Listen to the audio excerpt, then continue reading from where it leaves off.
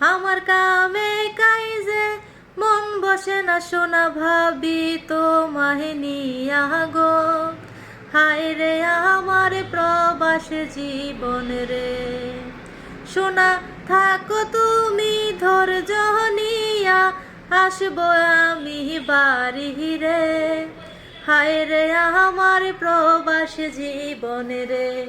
যারা প্রবাসী ভাইয়ের স্ত্রী আছেন বা প্রেমিকা আছেন বা মনের মানুষ আছেন, ধৈর্য ধরে থাকেন, ধৈর্যের ফল সবসময় মিষ্টি হয়। ভাইরা সময় শেষ করে চলে আসবে।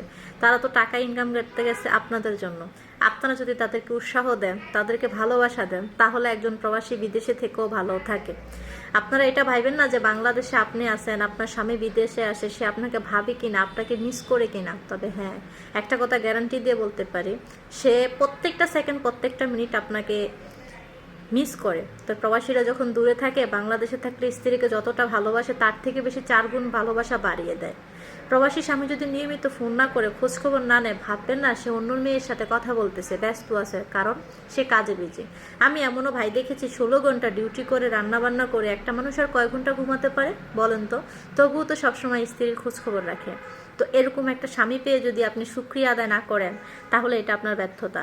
মাস শেষে আপনার খরচ, শ্বশুর শাশুড়ির খরচ, সন্তানদের খরচ, রেন্ট, এটা ওইটা সব কিছু দিয়েও একটা প্রবাসী ভাই হাসি খুশি থাকে। কখনো স্ত্রী সন্তানকে, বাবা মাকে নিজের কষ্টটা বুঝাতে চায় না যে সে আসলে কেমন আছে। নিজের স্বামীর উপর যদি আত্মবিশ্বাস রাখতে পারেন, তাহলে আপনার জীবনে আপনি সফলতা অর্জন করতে পারবেন। নিজের মন মানসিকতা সবসময় স্বামীর উপর রাখবেন, দেখবেন আপনি খুব ভালো থাকবেন।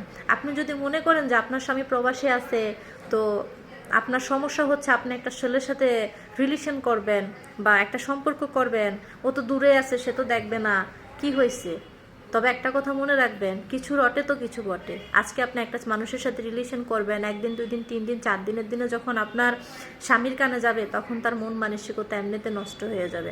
সে বা পাগল হয়ে যাবে যে কার জন্য কি করলাম, কার জন্য দূর প্রবাসে পড়ে রইলাম, সে তো আমার কষ্ট বুঝলো না। তাই প্রবৃত্তিটা প্রবাসীর স্ত্রীকে বলবো, স্বামীর উপর সম্মান, আত্মবিশ্বাস সব কিছু রেখে চলেন। ইনশাল্লাহ আপনার স্বামী শুধু আপনাকেই ভালোবাসবে।